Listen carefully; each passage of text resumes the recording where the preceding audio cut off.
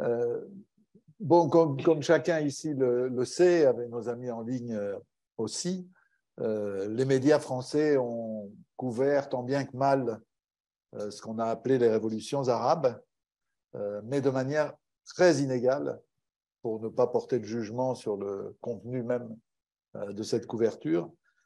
Et c'est le cas notamment de la crise soudanaise, qui a été peu suivie, c'est peu de le dire, peu suivie par nos médias. Et pourtant, ce mouvement initié fin 2018 a débouché en avril 19 sur le remplacement du président Omar el-Béchir par un conseil militaire de transition, puis par un conseil de souveraineté avec un premier ministre civil. Et ce processus de démocratisation a, comme vous le savez sans doute, été interrompu par un coup d'État militaire le 25 octobre 2021. Et depuis, la contestation populaire n'a pas cessé, avec en toile de fond, il faut y insister parce qu'on en parle souvent peu quand on prétend faire de la géopolitique, on oublie la base matérielle, l'économie, la société.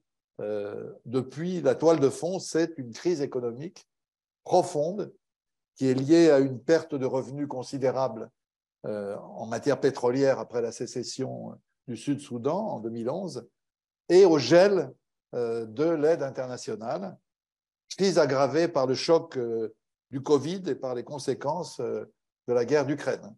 Bref, on a tout ce qu'il faut pour rendre la vie quotidienne des gens de plus en plus difficile.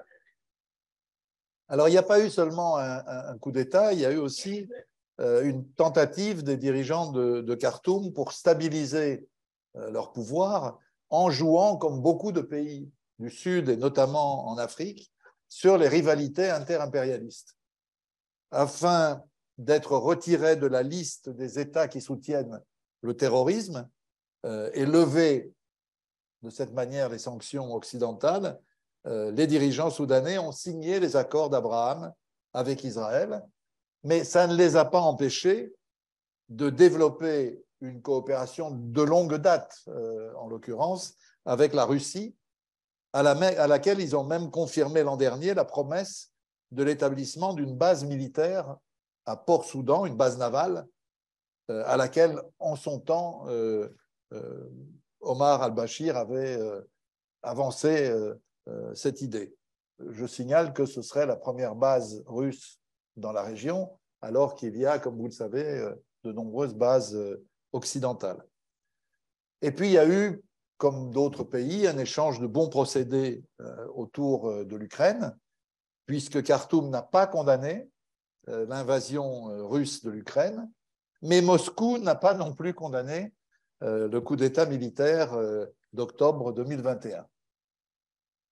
L'accord qui a été conclu le 5 décembre 2022 et qui permettrait une sortie de crise, il est loin d'être réalisé pour l'instant. C'est-à-dire il a été signé à la fois par le chef de la junte Al-Bourhan, le général Al-Bourhan, son rival et second Mohamed Hamdan Dagalo à la tête de la force de soutien rapide et une quarantaine de partis et de groupes civils, les plus importants étant les forces pour la liberté et le changement, le Conseil central, les initiales c'est FCC-CC, qui sont au fond le bras politique de la révolution.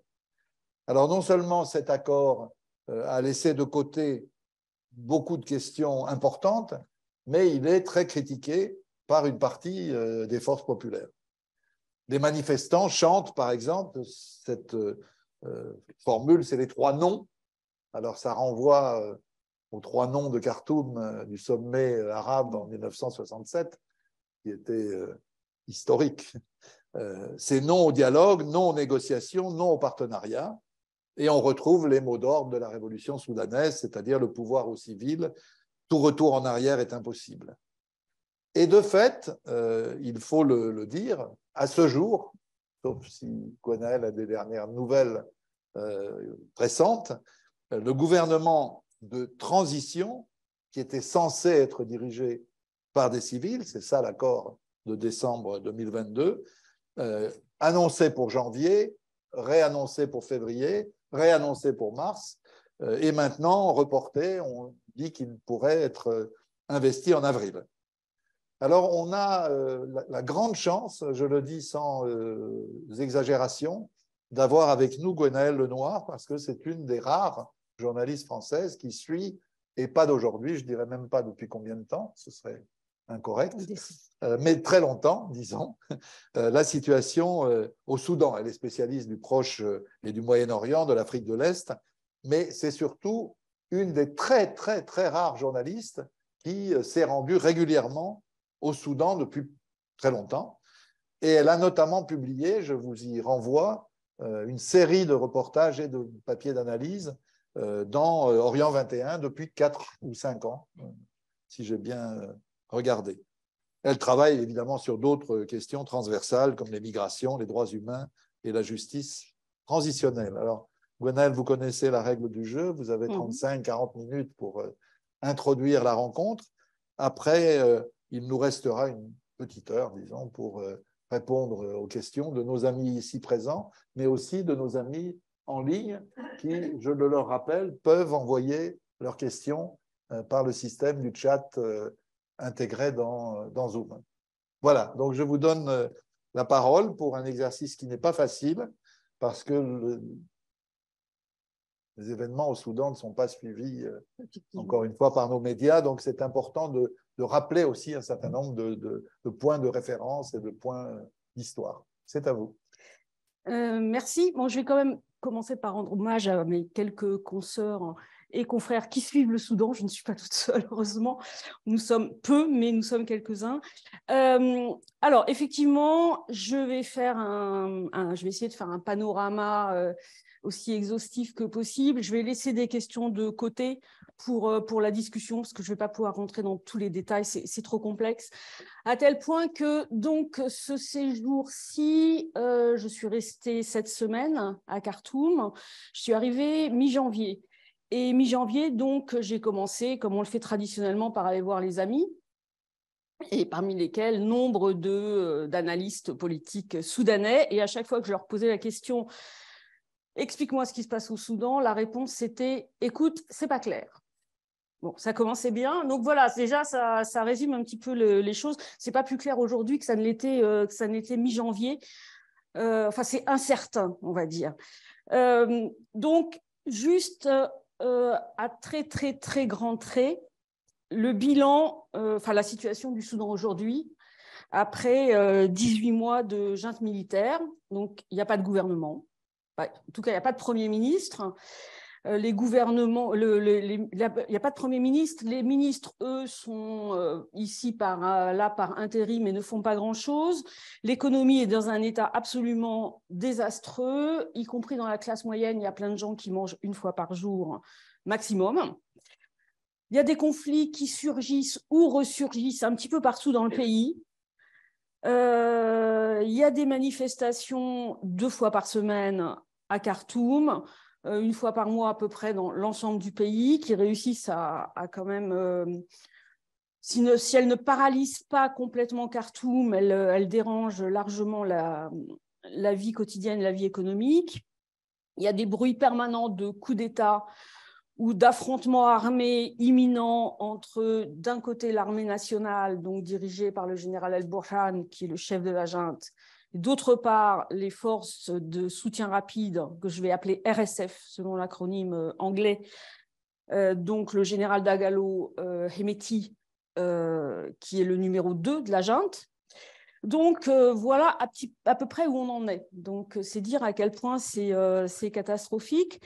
Effectivement, un gouvernement civil est annoncé après de multiples reports pour le 11 avril. Il n'est pas du tout dit qu'il arrivera le 11 avril, mais le 11 avril, qu'est-ce que c'est? Le 11 avril, ça fera 4 ans qu'Omar el-Béchir a été destitué. Donc, ce n'est pas un hasard. Donc, depuis la destitution d'Omar el-Béchir, en fait, on a eu 3 phases, 3 et demi. La première phase révolutionnaire, proprement révolutionnaire, donc d'avril 2019 jusqu'à août 2019. En août 2019, suite aux négociations entre civils et militaires, on a la signature de ce qu'on appelle une déclaration constitutionnelle qui ouvre la période de transition avec un gouvernement dirigé par un civil. Et en fait, c'est un accord de partage du pouvoir entre civils et militaires qui dure jusqu'au coup d'État du 25 octobre 2021. Donc ça, c'est la deuxième phase, période de transition interrompue. Donc le coup d'État ouvre cette troisième phase que je vais diviser en deux.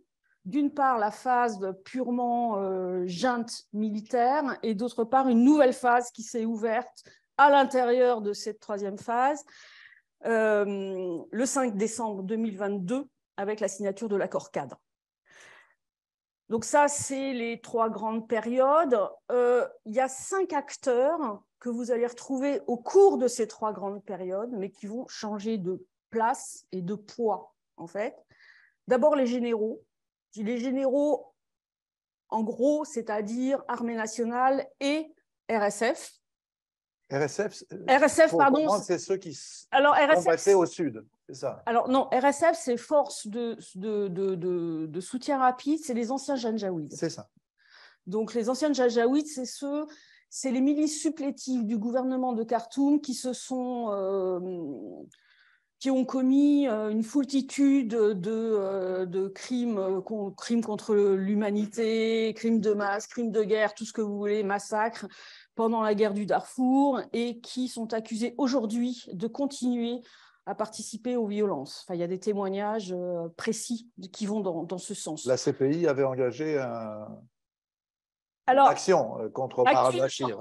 Alors, il y a la CPI a effectivement engagé une action à propos de la guerre du Darfour contre Omar el-Béchir, et en ce moment, à La Haye est jugé un des dirigeants des Janjaouides de l'époque, mais qui est en fait par rapport à Omar el-Béchir, à Moussa Hilal, le fondateur des Janjaouides, et à Hemeti, son successeur, c'est un petit poisson, mais il faisait partie des 5 responsables soudanais poursuivis par la CPI. Il s'est rendu volontairement à la CPI et il est actuellement au procès à La Haye. C'est le seul. Omar el-Bashir, lui est tranquille, enfin tranquillement. Il est à Khartoum. Officiellement, il est à la prison de Kober, mais en fait, il est, on ne sait pas très bien où d'ailleurs, probablement à l'hôpital. Enfin, il fait des allers-retours entre l'hôpital, résidence surveillée, etc. Bon, c'est un vieil homme maintenant. Donc, les généraux, donc l'armée nationale et RSF, sachant que les deux ne s'entendent pas. Mais je les mets dans les mêmes acteurs militaires et sécuritaires, on va dire. Les anciens du régime d'Omar el-Béchir, qui sont toujours là. Donc, d'une part, les affairistes, on va dire, qu'on appelle les Kaysan en arabe soudanais, et d'autre part, les islamistes, qui n'ont pas disparu comme par enchantement et qui occupent toujours des postes importants au sein de l'État, et qui d'ailleurs ont été, pour certains, avaient été virés par le gouvernement de transition et ont été renommés par El-Borhan. Donc, troisième acteur, les partis politiques traditionnels, parce qu'il y avait des partis politiques traditionnels, y compris sous Omar el-Béchir, qui avaient été interdits, pas tous, et puis plus ou moins revenus à la fin de la dictature, et notamment après l'accord avec le Sud-Soudan. Les groupes armés, puisque le Soudan, comme vous le savez, a connu des rébellions longues et multiples dans de nombreuses régions. Et enfin, ce qu'on peut appeler, j'aime pas beaucoup cette expression, mais la rue. Alors, dans la rue, je mets surtout ce qu'on appelle les comités de résistance. Je reviendrai dessus plus tard. Et puis, les comités de résistance, en 2 mots, s'ils sont non partisans, ils n'appartiennent pas à des partis politiques et ils n'appartiennent pas à des syndicats. C'est un réseau très lâche. Voilà. Donc, ces acteurs-là, ils sont là depuis la chute de Béchir, mais leur poids change. Évidemment, Depuis le coup d'État, le poids principal, c'est les islamistes, les généraux et la rue. Voilà. Donc,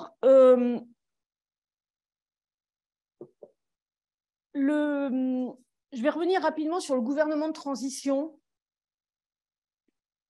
Donc, le gouvernement de transition, comme l'a dit Dominique, Premier ministre civil, nommé en septembre, qui s'appelle Abdallah Hamdok. Abdallah Hamdok, ce n'est pas quelqu'un de très connu au Soudan. C'est quelqu'un qui a fait sa carrière à l'international. C'est un homme plutôt affable et discret, libéral. C'est pas un révolutionnaire. Il a pour lui l'oreille des donateurs internationaux, des agences onusiennes, des donateurs, enfin des institutions financières internationales, des Occidentaux, ce qui n'est pas négligeable vu l'état du Soudan laissé par Omar el-Béchir. Et il a fait preuve de volonté au cours de ces deux gouvernements pour faire avancer le processus de transition, notamment sur 3 points. L'économie. Alors, l'économie, encore une fois, ce n'est pas un libéral, c'est pas un révolutionnaire, pardon. Donc, il a suivi les agendas économiques des grandes institutions financières, hein, FMI et Banque mondiale. La justice, qui était une demande extrêmement importante de la population, et la paix.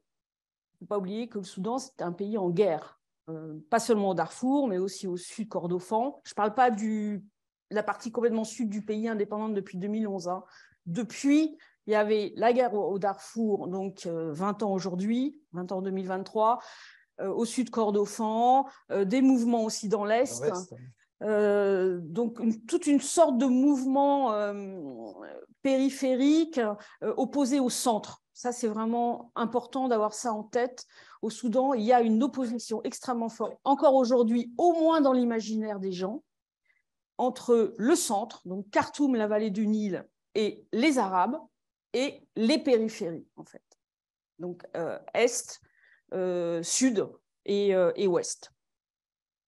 Le slogan le mot d'ordre de la révolution avant et après la destitution d'al-Béchir, c'était paix, non, c'était, pardon, liberté, paix, justice. Donc, Hamdok a quand même... Hamdok a essayé, Hamdok et ses deux gouvernements et ses cabinets ont essayé de faire avancer ça. Bon, ils ont obtenu, comme le disait aussi Dominique, même si c'était suite à ils ont cédé au chantage de Trump, mais ils ont quand même, sur les accords d'Abraham, mais ils ont quand même obtenu la levée du Soudan de la liste des États soutenant le terrorisme. Ils ont donc par la suite obtenu des promesses d'assistance, d'aide, de donation. Il y a eu une très grande conférence à Paris en mai 2021 qui marquait vraiment le retour du Soudan dans ce qu'on appelle le concert des nations, enfin, en l'occurrence surtout la communauté internationale occidentale. Mais le coup d'État a enrayé le processus. Alors, je vais en arriver au coup d'État exactement. Pourquoi il est important de revenir sur le gouvernement de transition parce que, une fois encore, le diable était déjà dans le gouvernement de transition et notamment dans la déclaration constitutionnelle d'août 2019. Je vous disais que c'était un partage entre civils et militaires. Et une architecture institutionnelle extrêmement compliquée. D'un côté, vous aviez le Conseil de souveraineté, organe exécutif du pays, mais avec un pouvoir avant tout symbolique, en tout cas sur le papier, enfin dans la déclaration constitutionnelle. Donc ce Conseil de souveraineté, 5 militaires, 5 civils et un civil neutre, 11 membres. Au départ, 14 à la fin de la phase de transition, parce qu'on a rajouté des membres des groupes armés. Première institution. Deuxième institution, le gouvernement, donc dirigé par un civil, mais 2 ministères régaliens, et non des moindres, défense et police, aux mains des militaires. Il aurait dû y avoir une assemblée législative, elle n'a pas eu le temps de se former, il y a plein de commissions qui étaient prévues qui n'ont pas été formées non plus. En fait, ce qui s'est passé, c'est qu'au fur et à mesure du temps, le Conseil de souveraineté, qui était dirigé par El-Borhan, le général El-Borhan, s'est arrogé de plus en plus de pouvoir. Il a grignoté en fait les prérogatives du Premier ministre, et ce qu'on reproche beaucoup aujourd'hui à Hamdok, c'est qu'il a laissé faire. On lui reproche en fait une certaine faiblesse. On dit en fait il n'a pas résisté aux militaires. Alors, deux exemples là-dedans qui sont importants pour la suite, c'est que d'une part, par exemple, pour les affaires étrangères, c'est Burhan qui a rencontré Netanyahou et annoncé une normalisation des relations entre le Soudan et Israël. Et ça ne relevait pas du tout de la prérogative du Conseil de souveraineté, ça relevait de la prérogative du ministère des Affaires étrangères. Hamdok a laissé faire. Il a protesté, mais il a laissé faire. Deuxième chose, où là, il a même plutôt encouragé ça, en ce qui concerne le processus de paix avec les groupes armés qui a eu lieu à Juba et qui a débouché sur un accord. Hamdok a laissé Hemeti, donc le chef des RSF, s'emparer de ce processus. Ce qui a permis à Hemeti, en fait, de se constituer une clientèle en la personne des groupes armés qu'il avait participé à combattre auparavant. C'est un peu la soudanaise. Donc, ça a renforcé en fait la posture de Hemeti et sa puissance. En plus, si vous ajoutez à tout ça le fait que les partis politiques traditionnels soudanais sont retombés dans leur petite querelle intestine partisane, bah vous arrivez au 25 octobre 2021 où Burhan dit « Non, non, ça n'est pas un coup d'État, les militaires prennent le pouvoir, dissolvent le gouvernement avec le Premier ministre, etc., pour remettre la révolution dans sa voie, parce que les civils ne sont pas capables de gérer le pays. » Voilà. Alors, en fait, les raisons, d'une part, la présidence du Conseil de souveraineté devait revenir à un civil. C'était prévu dans les textes et non plus à un militaire. Et ça, évidemment, ça aurait affaibli les militaires qui ne voulaient pas de ça. Ensuite, les militaires étaient absolument terrifiés par l'idée de passer devant la justice. C'est plus ou moins un fantasme, mais ils sont terrifiés par ça en tout cas. Et ensuite, ils avaient très peur aussi qu'on leur prenne leurs biens économiques, puisque c'est un peu à l'instar de l'Égypte, en fait. L'armée soudanaise s'est construit un empire économique considérable, et RSF aussi, d'ailleurs. Bon, donc, voilà, coup d'État, immédiatement ou quasiment tout de suite, on se rend compte que c'est un échec. Enfin, ils se rendent compte que c'est un échec, qu'ils n'avaient évidemment pas prévu, sinon ils ne l'auraient sans doute pas fait. Pourquoi est-ce que c'est un échec? Parce qu'ils n'ont pas prévu la réaction de la rue. Du tout. Là, les comités de résistance, dès les premières heures, appellent à des manifestations. Et ensuite, il y a eu des manifestations au moins 2 fois par semaine qui rassemblaient des centaines de milliers de personnes et qui tenaient malgré la répression extrêmement violente. Et ensuite, les donateurs internationaux se sont retirés. On pourra revenir là-dessus plus tard, mais c'est plus de, je crois que c'est 4 milliards 300 000 euros qui ont été, 300 millions d'euros, pardon, 4,3 milliards d'euros qui ont été gelés, retirés, etc. Ce qui évidemment est… de la conférence de Paris dont vous parlez. Absolument, ce qui est évidemment considérable. Donc, en gros, la junte se retrouve avec très peu de soutien, quelques puissances régionales, genre l'Égypte, par exemple, la Russie, pardon, bon, bof, à part Wagner, on pourra revenir aussi là-dessus.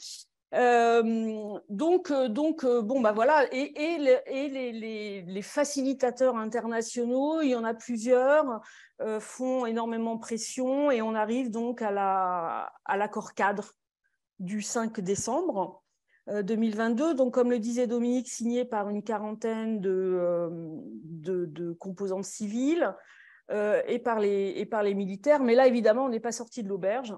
D'abord, il est extrêmement critiqué parce qu'il a été négocié en secret, ce qui peut sembler assez logique, mais ça ne passe pas au Soudan, en tout cas. notamment près de la rue. Ensuite, notamment les comités de résistance, mais pas seulement eux, le Parti communiste aussi et d'autres disent mais c'est un bis repetita. Il n'y a pas de garantie qu'il n'y aura pas un nouveau coup d'État militaire. On recommence avec un partage du pouvoir, même si c'est assez injuste, parce qu'on pourra revenir sur le contenu de cet accord cadre, mais il donne quand même sur le papier, en tout cas beaucoup plus de pouvoir aux civils. Tous les ministères sont civils, le chef de l'État est civil, le Premier ministre est civil, mais les militaires continuent à siéger dans un conseil de défense et de sécurité. C'est là où ça tique. Il est aussi rejeté par les principaux groupes armés qui, depuis l'accord de paix de Juba, siègent au gouvernement et qui avaient soutenu le coup d'État, parce que ces groupes armés ne veulent pas d'une révision de l'accord de paix, parce qu'ils ont peur de perdre ce qu'ils ont acquis au moment de cet accord de paix, essentiellement des postes importants.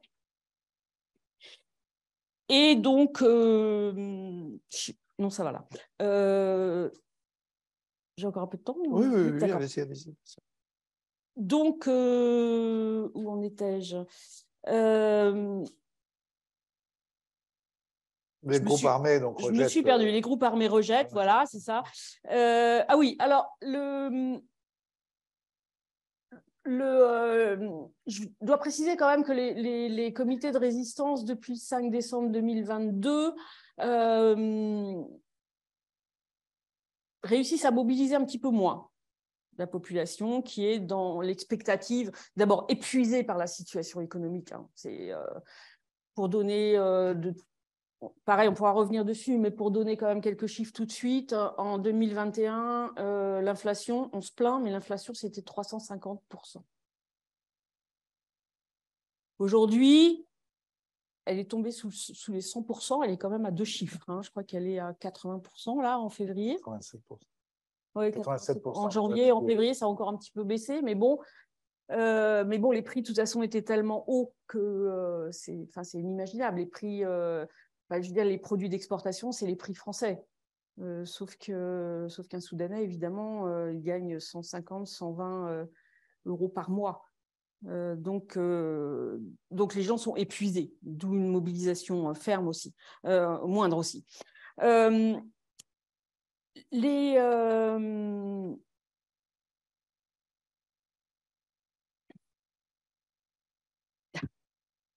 Dans l'accord cadre, ce qui est important de souligner dans l'accord cadre, en fait, c'est vraiment l'accord cadre, c'est-à-dire qu'il a laissé de côté les 5 questions les plus importantes et les plus sensibles, pas forcément pour de mauvaises raisons, parce que la coalition civile, donc les FFC, la FFC, c'est pareil, c'est l'acronyme anglais, c'est Force pour le changement et la liberté, ou Force pour la liberté et le changement.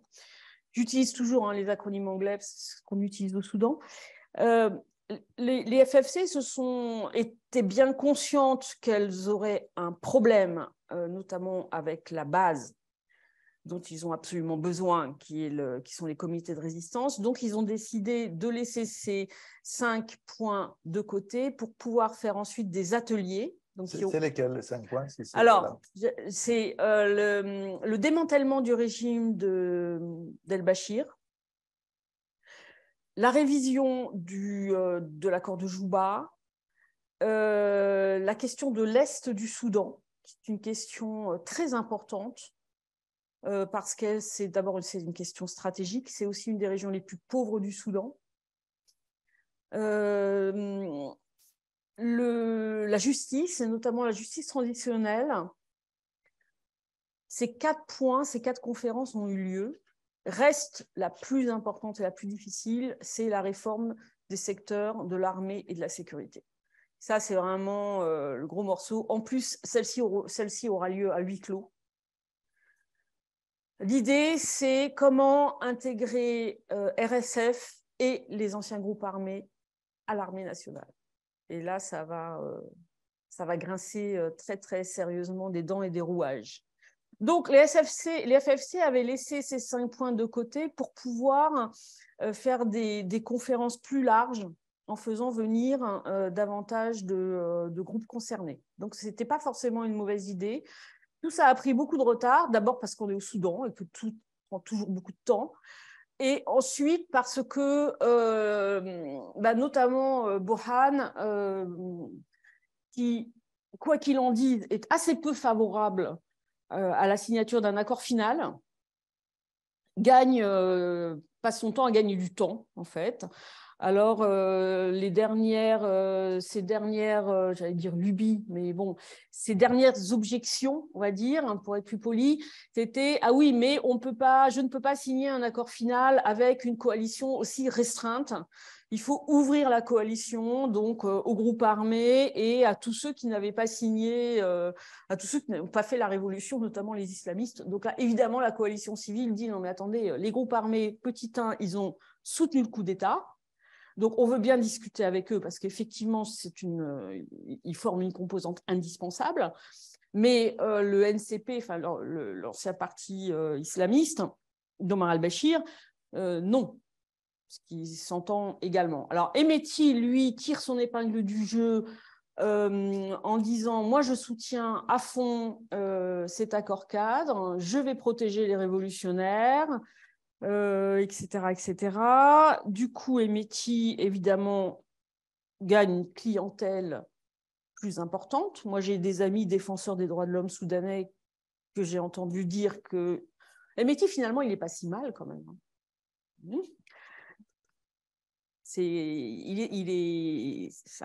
Sa stratégie fonctionne dans une certaine mesure. Il gagne aussi une réputation moins mauvaise, on va dire. Sans mauvais jeu de mots, c'est du blanchiment de réputation, mais y compris auprès des Occidentaux.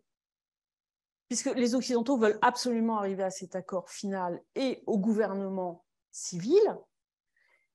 Et du coup, Hemeti, pour l'instant, même s'il a introduit Wagner en Afrique, hein, même si son groupe est coupable de violation des droits de l'homme gravissime, on va peut-être pour l'instant l'utiliser, ou en plus il est très mal vu des islamistes parce que c'est lui en fait qui a destitué Omar al-Bashir.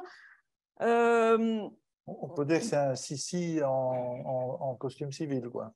Il n'est pas en costume civil, enfin, sauf de plus en plus maintenant, mais pas toujours. Moi, je l'ai vu en costume civil. Oui, parce qu'il est effectivement, notamment quand il donne quand il va chercher sa future base électorale, il peut se présenter en costume civil. Quand il donne des interviews, notamment aux médias occidentaux, il est en costume civil, mais sinon, il est aussi en costume militaire, sable, avec ses étoiles. Donc, alors, évidemment, du coup, entre Burhan et Hemeti, c'est la paix armée, d'où les bruits permanents dont je parlais au début d'affrontements entre RSF et l'armée soudanaise imminente. Et les civils se retrouvent à faire la médiation entre Burhan et Hemeti, ce qui est quand même un petit peu inédit. Donc tout ça explique aussi le fait que les choses ont pris beaucoup de retard. Si en plus vous rajoutez à tout ça les interventions étrangères, on arrive à une situation, comme disent mes amis analystes soudanais, incertaine. Voilà. Donc, vous pouvez me demander des précisions. Oui. On va pas hésiter. Merci en tout cas beaucoup, parce que c'était un tour d'horizon. J'espère avoir été à peu près clair. C'est pas évident, bien sûr. Sauf s'il y a des questions urgentissimes, moi je voudrais quand même vous pousser un peu dans vos retranchements. Vous nous avez parlé des contradictions au sein des forces armées entre les deux groupes, l'armée et puis les anciens janjaouides. Comment qualifier les contradictions au sein des forces populaires, au sein des forces politiques? Parce que moi qui ne suis pas tout à fait jeune, je me souviens qu'il y a une cinquantaine d'années, il y avait un très fort parti communiste qui avait été écrasé par Nimeri. Enfin, c'était un des rares partis communistes de masse, de plusieurs centaines de milliers d'adhérents dans un pays musulman, je crois. Je me souviens aussi, c'est plus récent, que les islamistes avaient été marqués par la figure de Tourabi, qui n'était pas n'importe qui était quand même quelqu'un qui avait un charisme, une aura. Même quand on le rencontrait, on était impressionné, même si on ne partageait pas ses... Bref, comment tout ça coexiste au sein de l'opposition avec ce que vous dites, c'est-à-dire des forces complètement nouvelles, ces comités de défense qui sont un peu des nés hors parti, de résistance. De résistance, oui, qui sont nés au fond hors parti, quoi. Un peu une autre forme de mobilisation, plus à la base. Alors, comment fonctionne l'opposition? Est-ce qu'il y a une opposition ou bien est-ce qu'on est dans un univers très divisé? Alors, il y a une opposition, elle est très divisée, mais elle a quand même un objectif commun qui est de... je mets les anciens du régime, les islamistes de l'ancien régime à part, bien sûr. Bien sûr.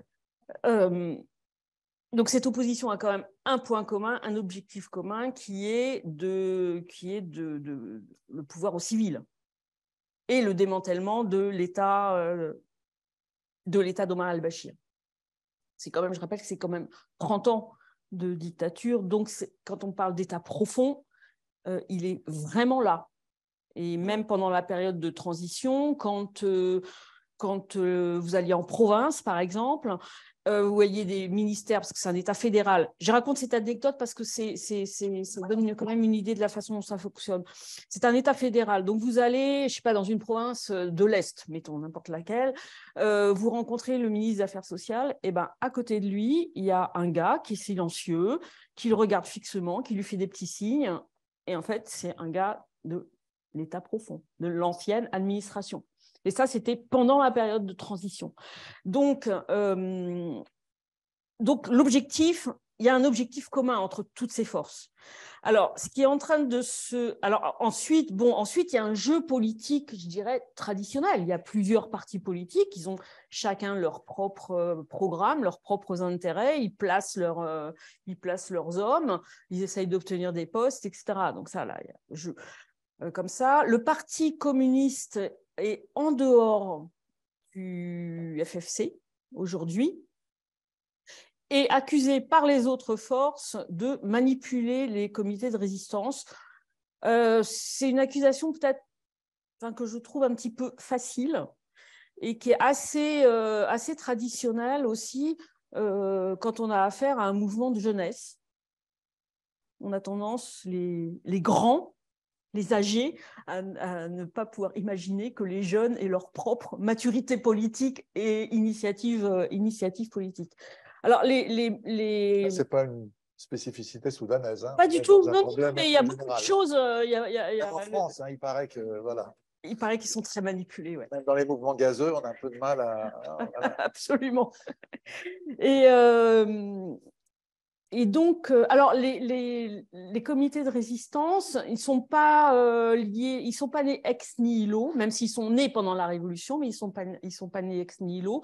Ils sont nés de mouvements de jeunes qui existaient déjà auparavant et qui avaient été complètement écrasés par Omar el-Béchir, notamment en 2013 et en 2016. Et ils sont nés aussi de tout un mouvement associatif civil extrêmement puissant au Soudan, de solidarité sociale, de solidarité de quartier, de solidarité sociale, de solidarité interrégionale, etc., qui était déjà très fort. Et de là sont nés ces comités de résistance qui sont des organisations de quartier, qui forment un réseau assez lâche, mais avec une maturité politique qui est forte. Et ils ont, l'année dernière, ils ont publié une charte programmatique de ce que doit être à leurs yeux le nouveau Soudan. Donc, une fois le régime al-Bashir démantelé. Et c'est un gouvernement, ce qu'ils envisagent, c'est une gouvernance horizontale. Alors, en ce moment, comme il y a une sorte de... Apparemment, ils sont arrivés avec les FFC à une sorte d'accord concernant l'accord cadre, qui est... Bon, les FFC font leur boulot de politique de leur côté et les comités de résistance font leur boulot de force vive de la mobilisation populaire du leur.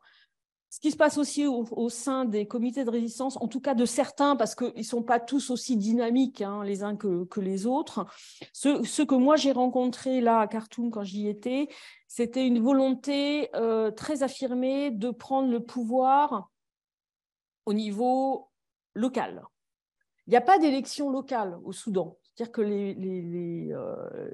les conseillers municipaux, les maires, etc., sont désignés par le pouvoir. Donc là, ce qu'ils veulent faire, c'est changer le mode de gouvernance en commençant par le local. Ça passe par des choses qui peuvent paraître bénignes, mais qui ne sont pas du tout. Par exemple, au Soudan, dans chaque quartier, il y a des terrains de foot.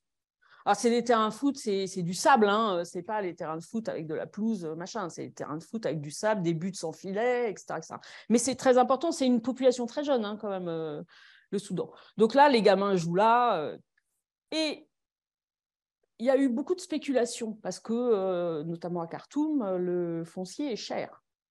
Donc, il y a eu beaucoup de gens, notamment de l'Ancien Régime, et ensuite des gens liés aux militaires, qui se sont dit « Ah ah, là, super, ce terrain de foot, saisissons-le et construisons je ne sais pas quoi dessus. » Ça s'est fait. Et là, les comités de résistance résistent là-dessus, par exemple. Donc, ils sont capables de mobiliser un quartier entier pour défendre un terrain de foot. Ce n'est pas du tout anecdotique, en fait. Et c'est un mode de gouvernance, moi, personnellement, que je trouve très intéressant. Je ne sais pas du tout sur quoi ça peut déboucher. Mais en tout cas, c'est une dynamique qu'on a vue au moment du sit-in. Le sit-in, en fait, pour résumer, a commencé juste avant. Donc, c'était des vrais sit-in partout dans le pays, le plus grand étant à Khartoum, qui était une vraie petite ville, en fait, qui a commencé le 6 avril 2019 et s'est terminé par un massacre le 3 juin 2019, et c'était une fête de l'UMA à la soudanaise en plus grand. Voilà, donc avec toute la journée, il y avait des débats, et on construisait là un nouveau Soudan. Donc par exemple, le Soudan, c'est un pays où il y a plein de sacs en plastique qui traînent par terre. Eh ben, il n'y en avait pas au sit-in, parce qu'il était nettoyé.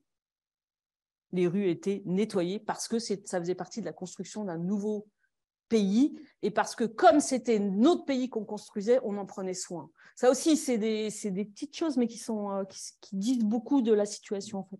La deuxième question que je voulais vous poser, sans rapport avec la première, à l'échelle internationale, qui soutient qui? Parce que, bon, on a compris qu'il y avait les intérêts occidentaux, et notamment américains. On a compris que les Russes avaient une carte importante à jouer. On a compris que les Chinois étaient aux aguets aussi, parce que le Soudan, ça peut faire partie de la route de la soie, etc.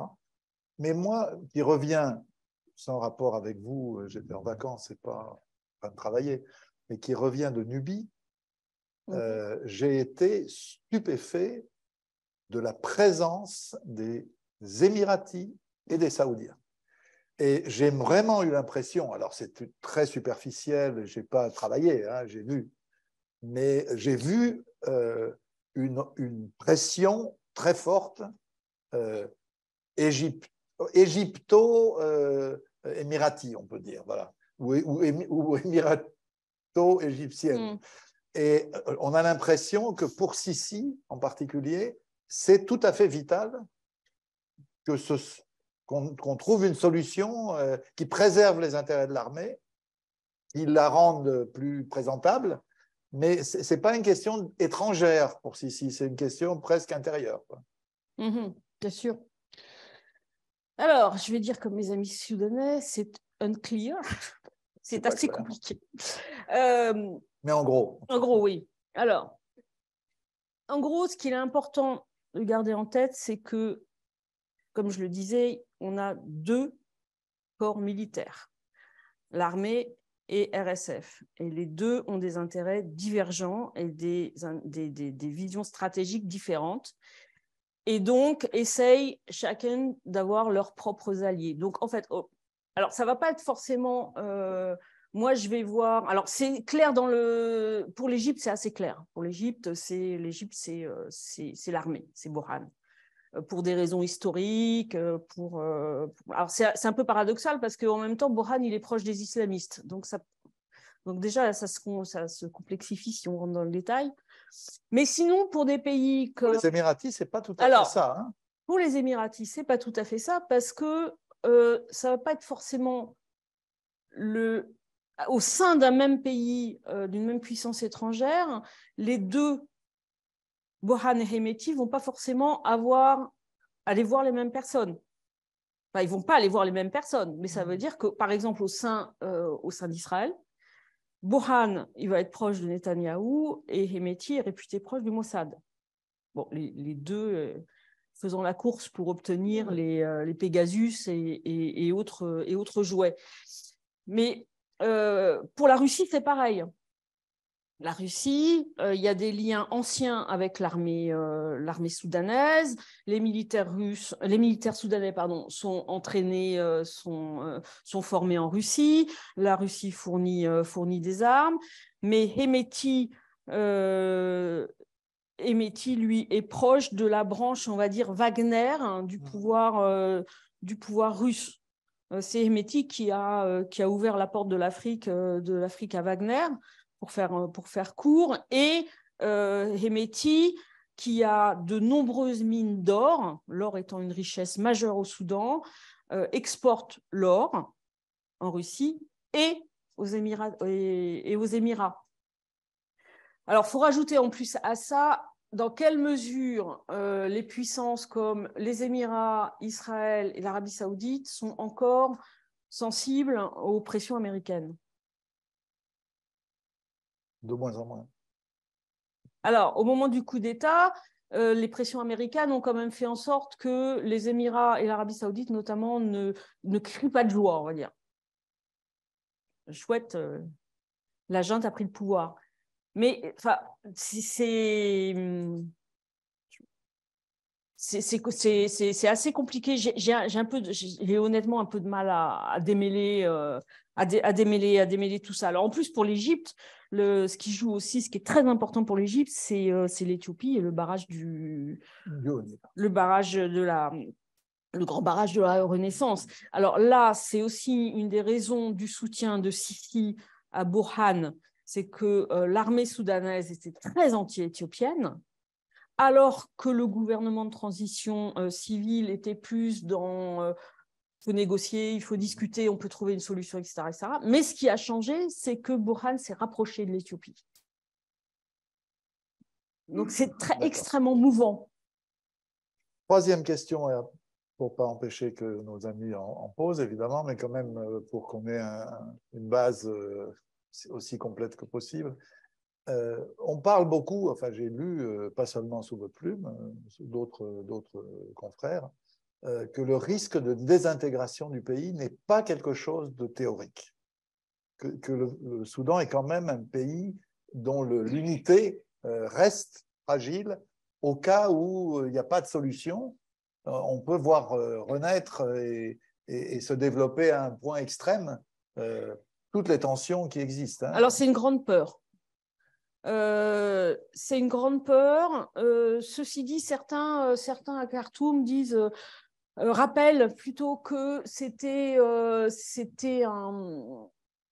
menace brandie par Omar el-Béchir. Il utilisait ça. Il utilisait ça pour dire il vaut mieux que ce soit moi au pouvoir. Voilà. Donc il y a une certaine méfiance vis-à-vis de ça. Bon, ce qu'on constate quand même, sur le terrain, c'est que depuis le coup d'État militaire, donc il y a des conflits qui ressurgissent absolument partout. Il y a des conflits importants dans le Nil bleu, il y a des conflits importants dans le sud Kordofan, les monts Nouba. Au Darfour, ça ne se calme pas. L'Est est en ébullition. Et les gens sur place accusent les… Alors, il y a deux types d'accusations, en fait. C'est d'une part, ces conflits sont attisés, voire créés par les services de renseignement, les multiples services de renseignement, première chose. Deuxième chose, il y a un tel manque d'État central, un tel désintérêt de Khartoum, de la junte, prise dans ses propres contradictions et conflits que en fait, on n'essaye pas de les régler, donc forcément, ça ne peut que s'enflammer. Vu la situation économique, en plus, ça n'arrange rien. Donc, effectivement, ce sera un des premiers chantiers, à coup sûr, d'un gouvernement civil, si le gouvernement civil vient. Merci beaucoup, Gwenaëlle. Alors peut-être Johan a reçu des questions en ligne. Une question. On va ensuite vous donner la parole à vous ici, mais on commence en ligne parce que souvent on oublie. Alors, une question en ligne. Si la transition réussit, ce serait la première révolution des printemps arabes qui réussirait à mettre fin à un régime militaire. Quelles en seraient les conséquences régionales et internationales? Je n'ai pas de boule de cristal. Déjà, je pense qu'il faut attendre de voir si ça réussit. Et ensuite, combien de temps je pense que ça peut être visible qu'à vraiment, au moins à moyen terme, à plusieurs années d'ici là, parce que un gouvernement civil, ensuite, il faut que la transition arrive à son terme. Donc, il faut qu'il y ait une assemblée législative élue, une constitution. Il faut vraiment que ça se mette en place. Donc, ça me semble extrêmement difficile de répondre à cette question. À vous. Ici. Bonjour. Quel est le positionnement du courant politique très recentré, héritier du mahdisme? Alors, d'abord, il y en a plusieurs.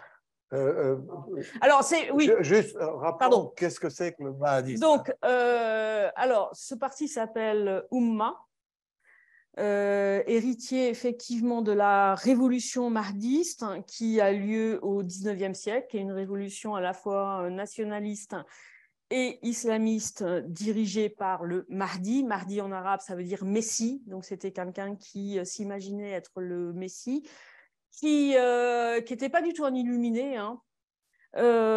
Faut pas voir ça avec nos lunettes rationnelles occidentales. C'est quelqu'un qui avait un sens, donc qui était un nationaliste, qui avait un sens stratégique extrêmement important, qui a quand même réussi à embêter beaucoup les Anglais. Oh, il leur a mis la pâtée, soyons clairs. Il a commencé par leur mettre la pâtée. Bon, ensuite, ça s'est renversé, hein. Ensuite, le mouvement mahdiste a été écrasé. Forcément, les Anglais sont revenus avec des bateaux blindés et des mitrailleuses. Là, c'est un petit peu difficile. Donc, est né de ce mouvement extrêmement important dans l'histoire soudanaise et dans la mémoire collective soudanaise, un parti qui s'appelle Oumma, qui est basé sur une confrérie religieuse, comme l'autre grand parti, le parti unioniste soudanais. Et ce parti Oumma a donné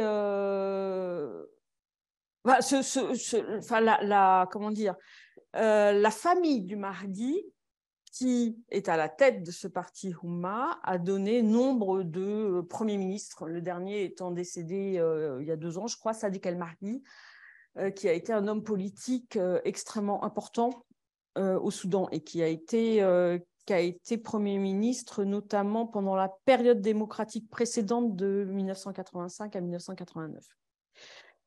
Donc, le parti Oumma a été... D'abord, il est accusé par notamment la jeunesse de faire partie de ce vieux club politique dont ils ne veulent plus, dont les jeunes ne veulent plus. Ensuite, il a été accusé quand même de collusion, notamment avec El-Bachir sur la faim, etc., etc. Et surtout, il a éclaté complètement. Donc aujourd'hui, je ne sais plus combien il y en a des Oumma, parce que je confonds un peu avec les unionistes qui ont aussi éclaté. Donc, il y en a un où il y a 5 et puis l'autre 9, je crois. Enfin bon, c'est complètement éclaté. Donc, une partie du parti Oumma avait décidé de s'allier plus ou moins. Enfin, la junte ne le dérangeait pas beaucoup. Une autre partie de Oumma fait partie des FFC qui a négocié l'accord cadre et qui s'oppose à la junte. Toujours est-il qu'en tout cas, ils se considèrent légitimes pour gouverner le pays. Ça, c'est certain. Mais ce qui semble aussi certain, c'est que notamment les comités de résistance n'accepteront pas. Mais c'est aussi valable pour l'autre parti unioniste et dans une certaine mesure pour le troisième, le parti du Congrès. D'autres questions à vous? Oui, monsieur. Attendez d'avoir le micro. Voilà. Oui, bonjour. Je voulais savoir comment les différences ethniques irriguent les parties prenantes dont vous parliez tout à l'heure. Alors, question pertinente mais difficile. Donc, comme je vous disais, le Soudan, depuis 1956, donc l'indépendance, le Soudan est principalement dirigé par ce qu'on appelle le centre, donc les habitants de Khartoum et de la vallée du Nil, qu'on appelle aussi les Arabes. Voilà. Donc, il y a énormément de ressentiment des régions périphériques contre ce centre et contre les Arabes. Voilà. Ces populations se sentent discriminées, mises de côté, ce qui n'est pas du tout faux, hein, et c'est une des difficultés aussi du futur gouvernement civil, c'est d'essayer de faire disparaître ce sentiment de discrimination. Au Darfour,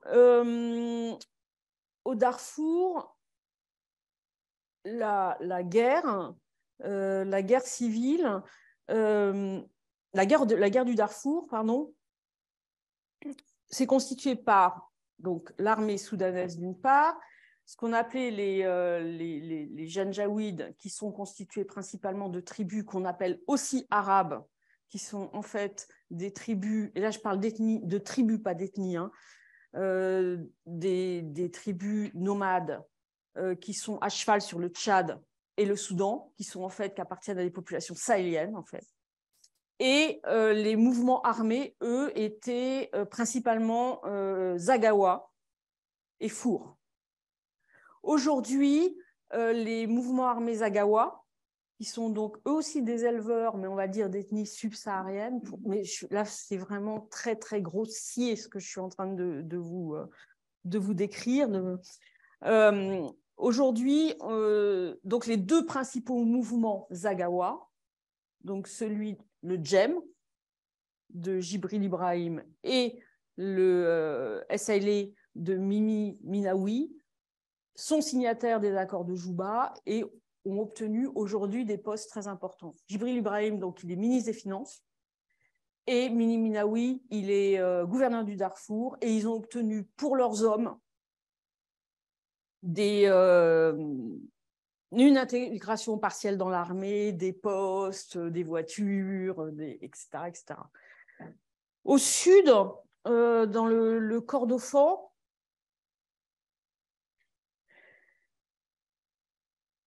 une opposition également entre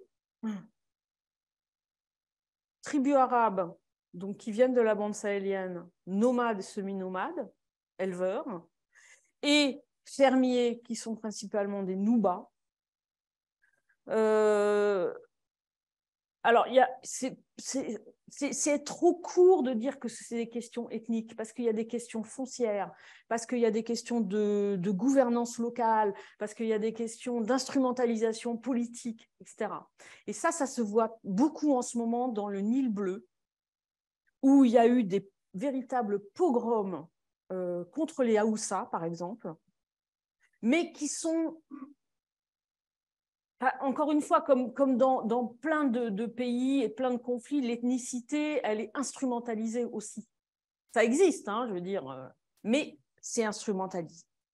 Donc, alors, si on va vers l'Est, on a un groupe ethnique très important qui s'appelle les Béjas, qui est lui-même divisé. Donc, une partie des Béjas est favorable à la junte, l'autre ne l'est pas. Enfin, on peut pas réduire, même si je veux dire, les ethnies, les tribus et les clans sont importants dans l'organisation sociale soudanaise, on peut pas réduire l'organisation sociale et politique soudanaise à ça. C'est beaucoup plus complexe, il y a beaucoup plus d'interactions. D'autres questions, peut-être en ligne, Johan, non? Ici? Oui, je vous en prie. On attend juste le micro, comme vous savez. J'aimerais savoir plus sur la présence des milices Wagner. Dans quelle proportion? Des milices Wagner. Alors, les Valkyries de la barbarie, comme on dit. Alors, le groupe Wagner a des intérêts économiques, puisque le groupe Wagner contrôle des sociétés minières qui travaillent dans l'exploitation aurifère. Il y a beaucoup d'or au Soudan. Le groupe Wagner est présent à la frontière avec la Centrafrique. Je rappelle que le groupe Wagner est présent en Centrafrique. Très implanté. Très implanté en Centrafrique, mais arrivé du Soudan en Centrafrique. Hein. C'est un avion venant de Khartoum qui a emmené les Wagner à Bangui. Évidemment, c'est difficile de savoir combien d'hommes il y a, puisque c'est pas officiellement, Wagner n'est pas là. Officiellement, Wagner n'est pas là, donc c'est difficile de savoir. On a des témoignages, bien sûr, qui montrent que Wagner est présent, mais je ne peux pas vous donner d'ordre de grandeur. On dit, alors moi, je n'ai pas été témoin de ça, donc on dit que Wagner a participé à la répression, notamment après le coup d'État. Honnêtement, je ne sais pas. J'en profite pour élargir un tout petit peu à la Russie, il n'y a pas que Wagner.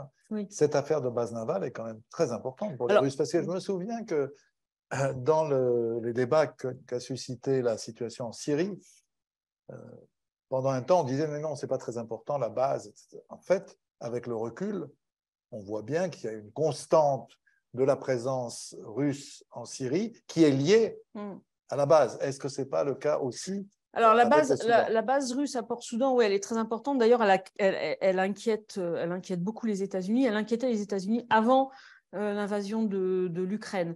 Cette base russe, ça remonte à 2017, où c'est en fait el-Bachir qui l'a proposé à Poutine lors d'une rencontre à Sotchi.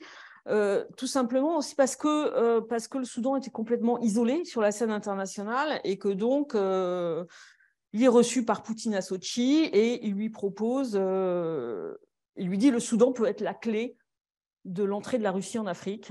Et d'ailleurs, si vous voulez une base à Port-Soudan, pas de problème. Donc en plus, c'est une base importante puisque c'est une base qui pourrait accueillir des bâtiments à propulsion nucléaire. C'est pas rien. C'est quand même une base qui, Port-Soudan, vous tenez Port-Soudan, vous pouvez fermer le canal de Suez qui est au nord, et vous pouvez fermer le détroit de Mandeb qui est au sud. Donc, c'est vraiment stratégique. C'est un contre-Djibouti, d'une certaine manière. Oui, c'est ça. C'est plus au nord, mais c'est un contre-Djibouti absolument. Ceci dit, ce qui se dessine actuellement, c'est que Burhan, finalement, lui, n'est pas favorable à cette base, sans doute parce qu'il ne veut pas renforcer encore Hemeti, et aussi parce que les Émirats arabes unis, eux, ils veulent aussi une base. Et donc, ils sont, d'après ce qu'on m'a dit à Khartoum dernièrement, ils sont en train d'effectivement de s'installer au nord de Port-Soudan. Donc, il n'est pas du tout dit que Moscou réussisse à avoir cette base. Je voudrais qu'on revienne un tout petit peu quand même sur le leçon à tirer de ce qui s'est passé, parce qu'au fond, si je vous suis bien, ce coup d'État a été un coup d'épée dans l'eau. Ou pire, ça a été contre-productif. C'est-à-dire le coup d'État n'a pas réussi à rétablir l'armée dans ses prérogatives réelles, n'a pas écrasé le mouvement populaire, n'a pas permis d'obtenir les aides internationales qui devaient être débloqués, qui au contraire ont été à nouveau gelés. On se demande au fond, est-ce que ce n'est pas fondamentalement, stratégiquement, une erreur de la part des militaires, quoi, une erreur majeure. C'est plus qu'une erreur, c'est une faute. Ce n'est pas un coup d'épée dans l'eau parce qu'il n'y a pas eu immobilisme. Le problème, c'est que la situation du pays s'est dramatiquement aggravée.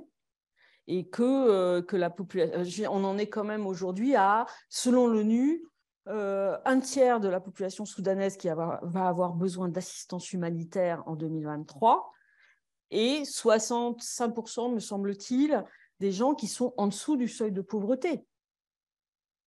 C'est énorme.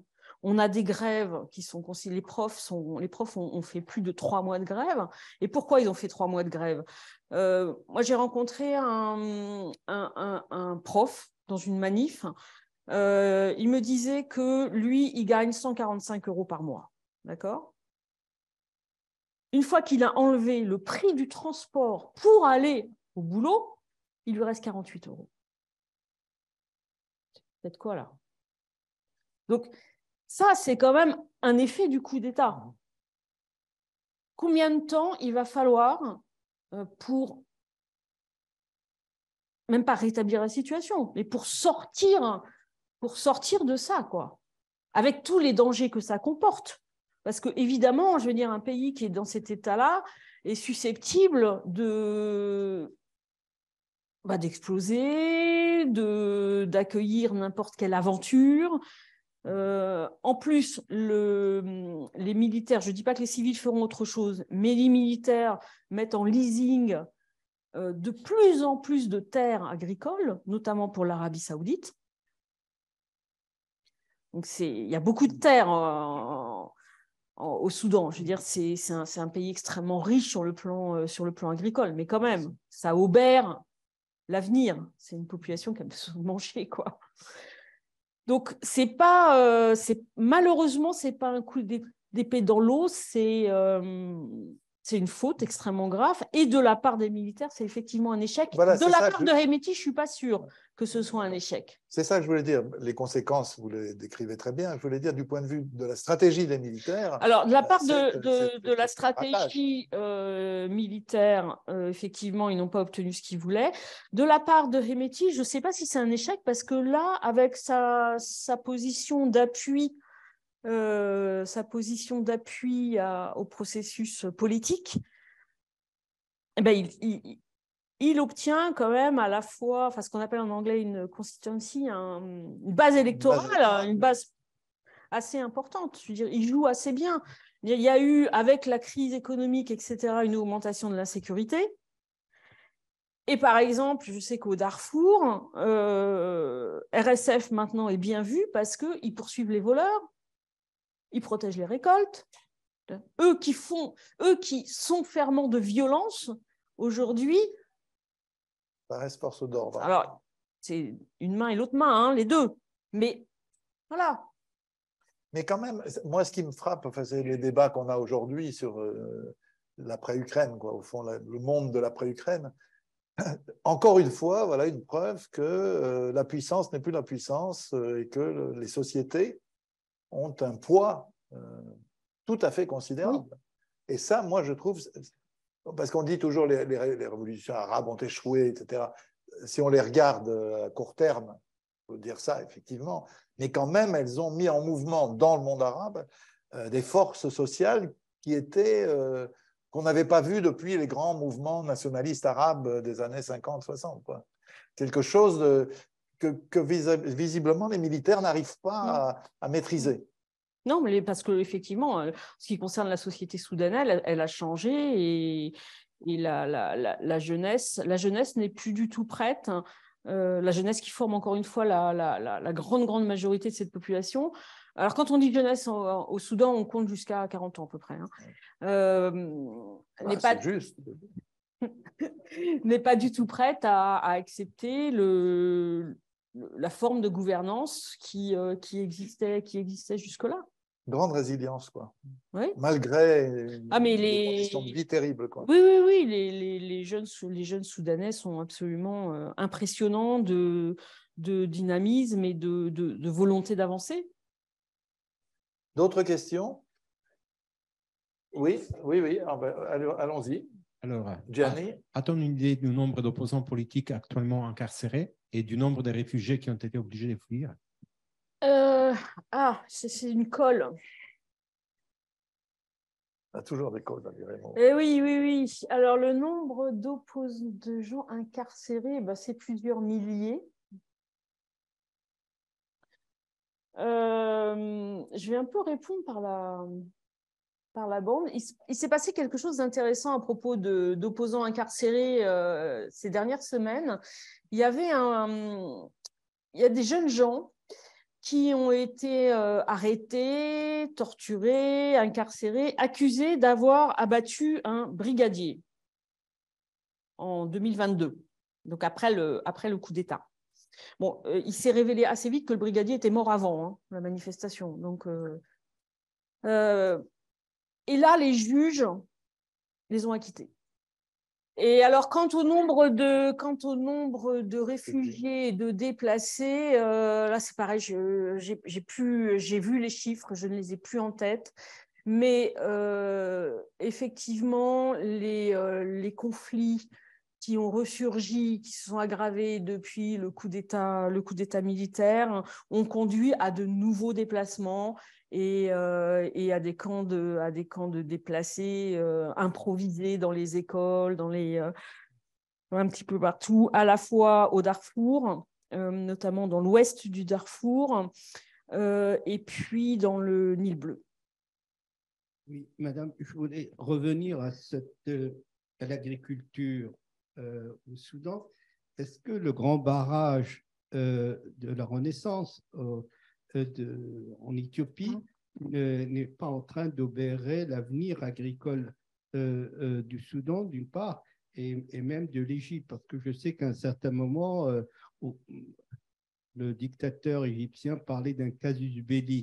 Mais au Soudan, comment cette affaire a été gérée de la rétention quand même d'une bonne partie d'eau.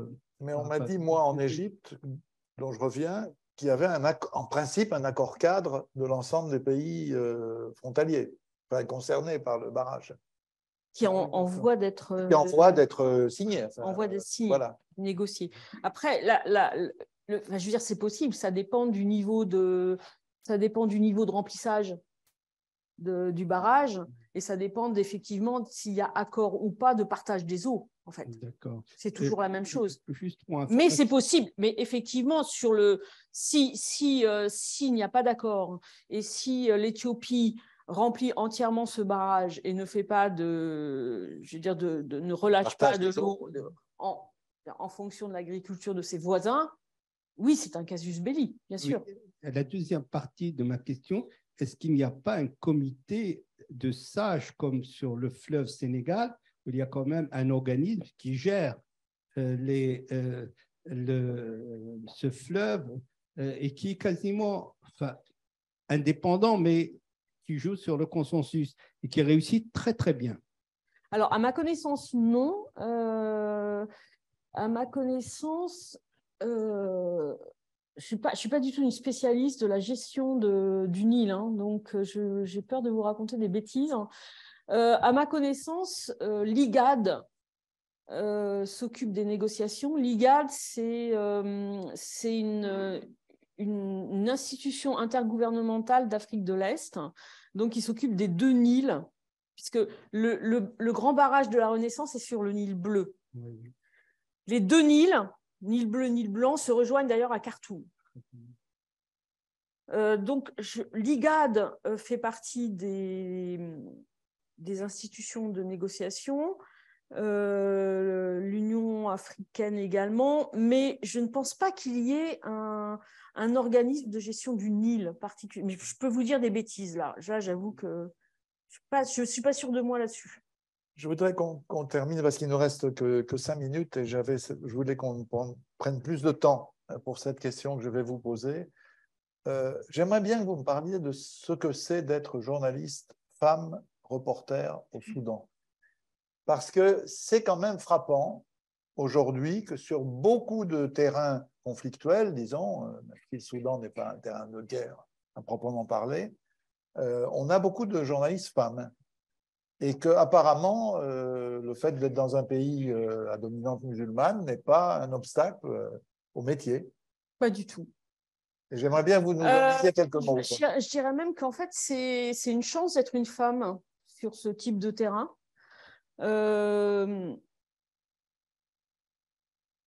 Parce que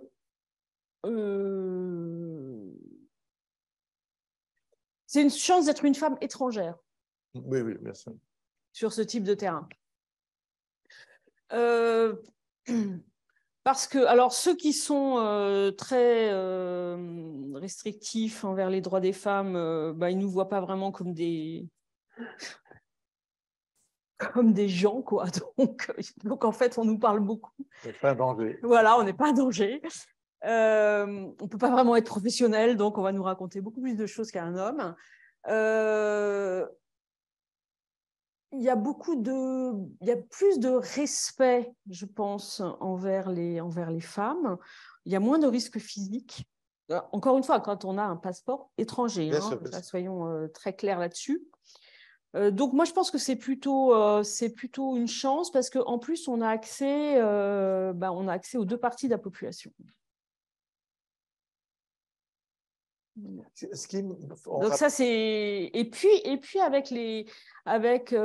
dans une société comme le Soudan, qui est une société très patriarcale, je veux dire oui, les hommes peuvent avoir un côté un peu paternaliste, un peu etc., qui nous parleront plus et il y a aucun, enfin moi j'ai jamais ressenti aucun problème, surtout au Soudan. La population soudanaise ne mérite vraiment pas ces régimes parce que c'est une population qui est extrêmement respectueuse et oui, très respectueuse, avec laquelle c'est des gens avec lesquels c'est très facile de travailler. En fait. Ce qui me frappe personnellement, d'abord, je voudrais rendre hommage à Orient 21 parce que Orient 21 vous a donné l'occasion de une dizaine ou d'une douzaine d'articles sur le Soudan, 4 ans. Ouais. Et moi, ce qui m'a frappé en vous lisant, enfin, ce n'est pas d'aujourd'hui, je vous lis depuis le début, vous avez une approche, contrairement à notre conversation qui était un peu politique, mais vous avez une approche qui est très sociétale aussi. Vous parlez aussi de la vie des gens, vous parlez aussi de tel village, de telle école, de telle femme rencontrée. Et je crois qu'il y a, je ne dirais pas qu'il y a un journalisme féminin, ce serait bête de dire ça, mais quand même, il y a une approche féminine aussi des situations qui permet d'avoir une vision plus humaine, au sens large, disons, des réalités d'un pays comme le Soudan. Je ne sais pas si je ne veux pas idéaliser vos articles, mais j'en suis un grand fan. Alors, merci. Mais je crois que c'est un point commun à tous les journalistes qui font vraiment du terrain, en fait, et qui vont vraiment au contact des gens. En prenant le temps. Ça, c'est le grand luxe de la presse écrite, d'une certaine presse écrite. Certaine. En général, c'est Coco, prend 3 jours et ramène-moi un papier. Hein? Là, vous restez souvent longtemps quand vous y allez. Plusieurs semaines, oui. Voilà. Toujours plusieurs semaines. Mais il faut prendre, de toute façon, le Soudan est un pays où il faut prendre du temps parce que là, j'ai pas pu sortir de Khartoum parce que j'ai pas eu les permis de voyage. Quand on est étranger, on peut pas sortir de Khartoum sans avoir des permis de voyage. Et là, ils m'ont été refusés. Mais sinon, le moindre déplacement demande effectivement du temps parce qu'il y a toujours des choses imprévues. Et puis parce que c'est un pays où il n'y a pas de transport. C'est un pays où les infrastructures sont quand même défaillantes. Merci infiniment. Merci beaucoup. C'était passionnant. Merci beaucoup.